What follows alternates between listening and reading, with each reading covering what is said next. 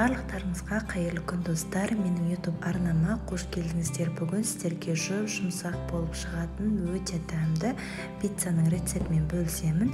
Міндетті түрде жасап көріңіздер, және де менің YouTube арнама тіркеліп қойды ұмытпаңыздар.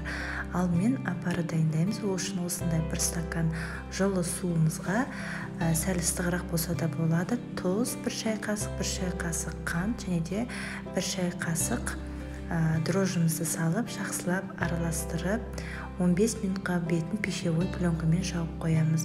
15 минуттан кейін осылай көпіршіп дайын болады. Осының үстіне стаканның түбінен осындай сұйық май қосамыз. 100 мл-де қоссаңыздар жеткілікті. Жақсылап араластырғаннан кейін ұнымызды аз-аздан қосып қамыр илейміз. Бірден көп қосуға болмайды. Бірден қосып жесеңіздер, қамырларыңыз тығыз, қатты болып қалады, яғни. Енді осылай жұмсақ етіп қамыр илейміз, қолға жабысатындай қамыр болу қажет. Қамырларыңыз жұмсақ болса, піскен кезде де пиццаларыңыздың қамыры жұмсақ болып шығады. Қамырымыз илеп болған соң бетін жауып 1 сағатқа жақсылап ашығанша қалдырып қоямыз.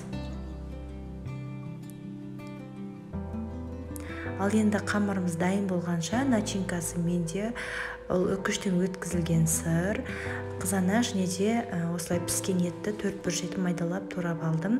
Қамырды ашып тұр, мінекей жақсылап ашығаны көрініп тұр. Енді табамыздың астын жақсылап майлап, осылай қолымызбен қамырымызды жайып шығамыз.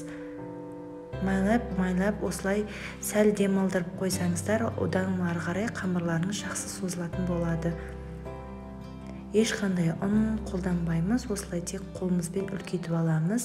Печкаларыңыз алдын ала қыздырып алыңыздар. Бұл пиццаның ең оңай жолы майонез бен кетчупты араластырып жағамыз, немесе кетчуп болмаса томат қоссаңыздар болады. Кесачканың көмегімен біркелкі етіп жағып шығамыз.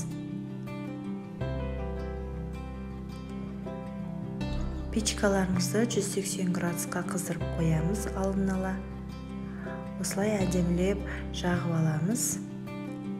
Соленый огурцы немесе колбаса қоссаңыздар болады. Сырмен де сметанник сыры, кез келген твердый сырды қолдана беруге болады. Енді етімізді осылай сеуіп шығамыз. Одан соң үстіне қызанағымызды қойып шығамыз. Одан кейін қамырларыңыздың асты қызыл қоңыр реңге енгенше пісіріп аламыз. Астын міндетті түрде қарап тексеріп отырамыз. Одан кейін сырымызды қосып 2-3 минут печкада ұстаймыз. Мінекей пиццамыз дайын болды. Міндетті түрде жасап көріңіздер, сіздерге ұнары сөзсіз. Видео ұнаған болса лайк басып комментарий қалдыруды ұмытпаңыздар. Достар, назар қойып тыңдағандарыңызға рахмет. Келесі видеоны жіберіп алмас үшін менің YouTube арнама тіркеліп қойды ұмытпаңыздар. Барлықтарыңызға ас болсын.